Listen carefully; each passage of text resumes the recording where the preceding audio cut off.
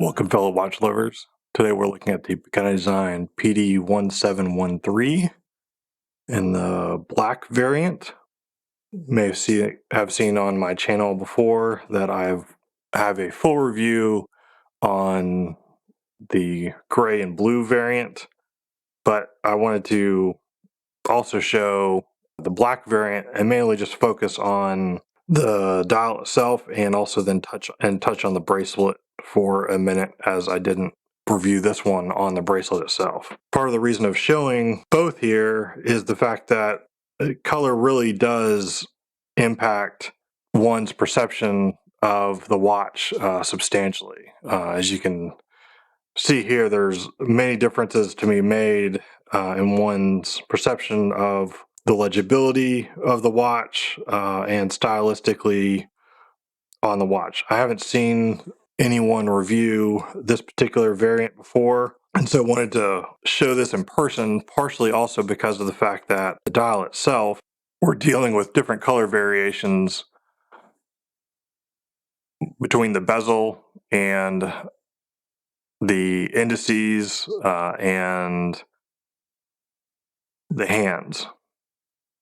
In the photo renderings of the watch, you'll see that the bezel and the indices look like the same color, and that clearly is not the case in person, and so I thought it'd be beneficial to show some of that.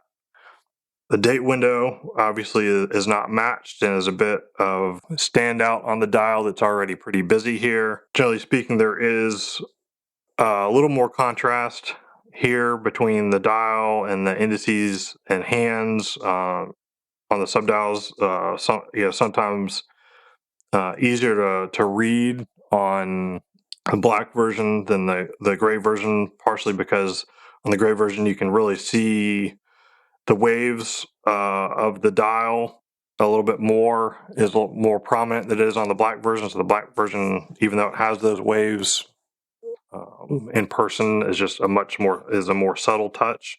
I mentioned on my review of the gray version that I had some problems with the clasp in terms of it staying shut on my wrist. That is actually not a problem on this version. So I think that's just a quality control issue.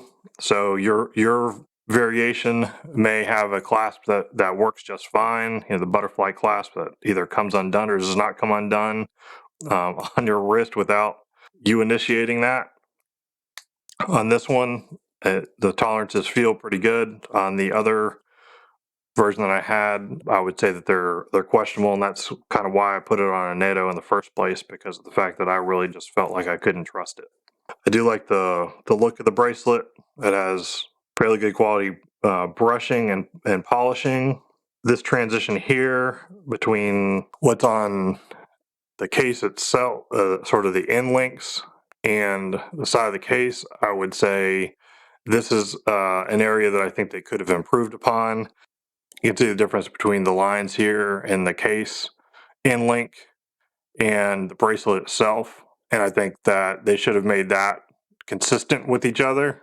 So that looks a little bit odd. It's not a horrible standout, but it is a pretty clear difference when you're looking at the piece. Since I have the bracelet on this one, I will go ahead and give you the measurement adjusted for my 7.5-inch wrist, and it comes in at 148 grams.